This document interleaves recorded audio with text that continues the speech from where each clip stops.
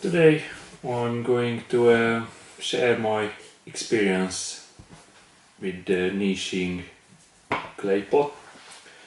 So I have used it in the last couple of weeks, tried it with many different teas, oolong, black tea, mainly black tea.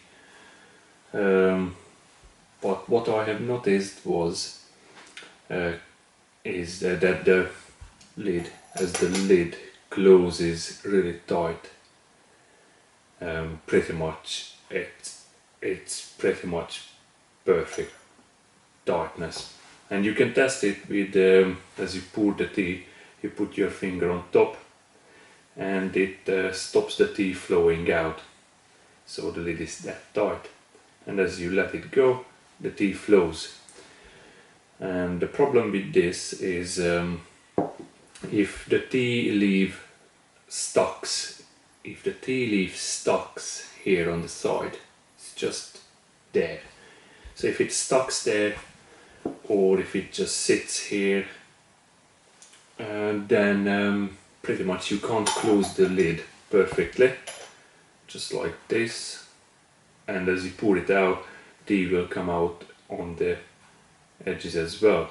So you just make sure that no leaf sits here at the edge, nor here on the lid, and then you close it, and as it sits perfectly, the tea only comes out from the spout.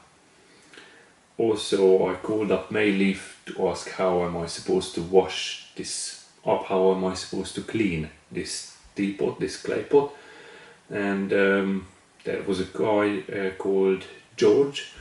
He told me that pretty much as I finish the session, I take the tea leaves out and I will rinse it with hot water, and that's it pretty much.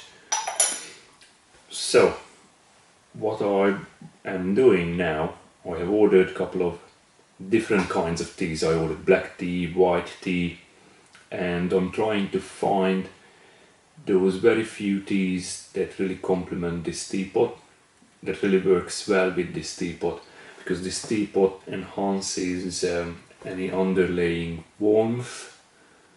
If there is anything in the tea, in the taste of the tea, there is this underlying note, that little warmth, that reminds you of the old furniture, anything that is old, that the teapot enhances it. So for example, with bright leaves, for example golden bud, with golden bud, it's a beautiful black tea, but I don't think this teapot works well with it. Also, if the tea is smoked, then even if you finish your session, rinse the teapot, that smokiness, that smell of smoke sticks with the teapot for the next session. So just be careful. Don't, if you only drink smoked black tea or any smoked tea with this pot, that's fine. But if you drink other teas as well, just be careful, because if you use smoked tea in this pot, it will keep the smoke notes, the smoky notes for the next session, for the next tea. Also, what I found was there was one green oolong from Taiwan, ginseng oolong. It really surprised me, because as it kept the tea's brightness, I didn't even notice before, but it brought out more depth, really rich flavor notes out of that tea. I will put a link in the description. So I'm going to be on a journey finding the tea that complements this teapot the best for me, and I will record it, and all of those sessions, all of my opinions, and I will upload it on YouTube and you can watch it as well. Mainly I'm looking for black teas, so I ordered black teas, and I have ordered white silver needle teas.